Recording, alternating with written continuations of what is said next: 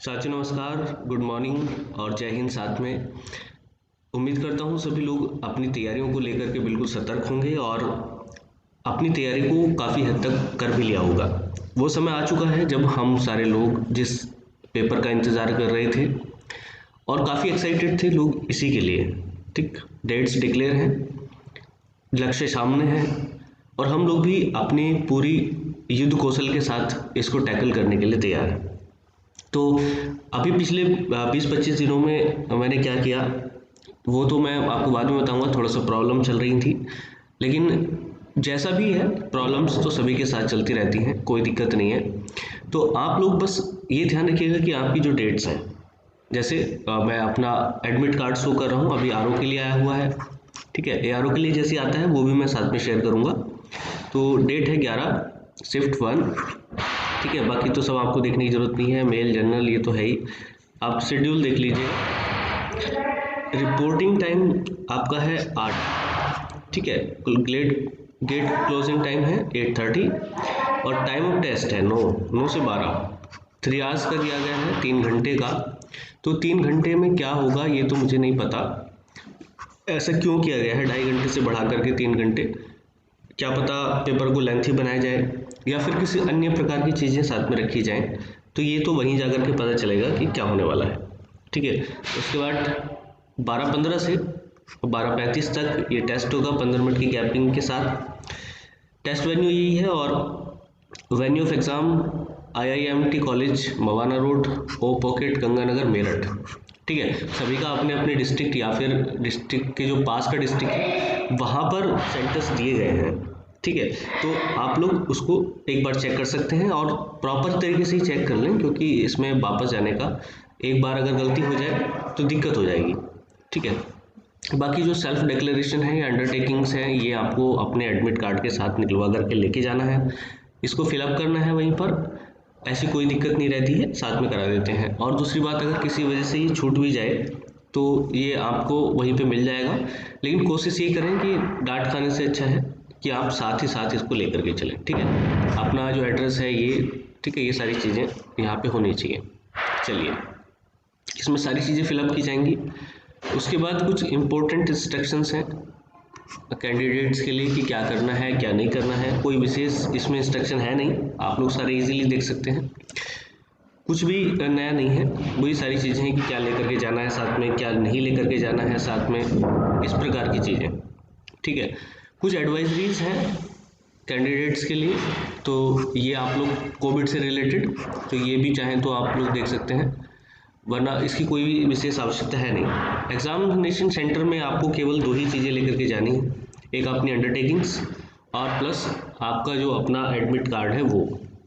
ठीक, उसके बाद जो भी चीज़ें हैं वो आप देख सकते हैं एग्जामिनेशन सेंटर पे ही। 3 पेजेस हैं इसमें, 2 पेजेस आपको सौराठ के डाउनलोड कर लेने हैं और वो आपको अपने साथ वहाँ पर लेकर के जाना है। कोई ड्रेस कोड नहीं है, कोई दिक्कत नहीं है, आप सीधे जाएं। बस अब 2 चीज़ें हैं, आपका टारगेट CVT 1 है और प्लस टाइपिंग टेस्ट है। ठीक है, टाइपिंग टेस्ट से जुड़ी हुई बातें हम बहुत पहले कर चुके हैं, अगर किसी व्यक्ति ने अभी तक नहीं सुनी है तो वो अभी प्लेलिस्ट में जाकर के जो प्रीवियस ईयर का सारा एक्सपीरियंस है वो वहाँ से ले सकता है। ऐसे इसलिए कह रहा हूँ मैं क्योंकि नए कोई इंस्ट्रक्शन तो जारी किए नहीं गए हैं, हमें आधार बनाना पड़ेगा अपना प्रीवियस ईयर का ही कि वहाँ पर कैसे कराया गया था टाइपिंग को। और बाकी जो बची खुची बातें हैं वो 10 और 11 तारीख को सीधे सीधे पता चल जाएंगी। ठीक है, 10 का तो मुझे पता नहीं, लेकिन 11 तारीख में मेरा खुद का पेपर है, मॉर्निंग शिफ्ट में है, तो मैं खुद आकर के उन चीज़ों को एक्सप्लेन कर दूंगा या उन अनुभवों को बता दूंगा, जैसा भी रहेगा पेपर कैसा आ रहा है। ठीक है, कैसे कुछ नई चीज़ें ऐड हुई हैं या नहीं हुई हैं, वो सारी चीज़ें। तो आप लोग मेरे साथ जुड़े रहिएगा और 11 तारीख का डेट ध्यान रखिएगा। 11 में शाम तक मैं आपको पूरी डिटेल आपके सामने दे दूंगा और पॉसिबल होगा तो कुछ प्रैक्टिकल्स भी दिखा दूंगा। लेकिन समस्या ये है मेरे साथ कि जो मेरा ARO का पेपर है वो 14 तारीख को है। ठीक है, 14th को, तो बीच में गैप नहीं है, बस 2 दिन का गैप है। तो मैं सोच रहा हूँ कि पहले तैयारी पूरी हो जाए और 14 के बाद मैं बिल्कुल फ्री हूँगा आप सभी लोगों की क्वेरीज के लिए, और सारे लोग डिस्कस करेंगे आपस में पेपर को भी और वैसे भी, और उसके बाद ही हम लोग आगे का डिसीजन या फर्दर जो रास्ते हैं वो सेट करेंगे। ठीक, तो अभी फिलहाल आप लोग अपना CBT 1 ध्यान रखिएगा, टाइपिंग टेस्ट को ध्यान रखिएगा। टाइपिंग टेस्ट में सेम कंडीशन, काफ़ी लोग पूछ रहे थे, तो भैया सबसे पहले इंपॉर्टेंट है कि आप 500 के 500 वर्ड पूरे कर दें, ठीक है। चाहे जो हो, टाइम को देखते हुए 20 मिनट के अंदर अंदर आपको 500 वर्ड कंप्लीट करने हैं, और ये कोई बड़ा काम नहीं है, ठीक है।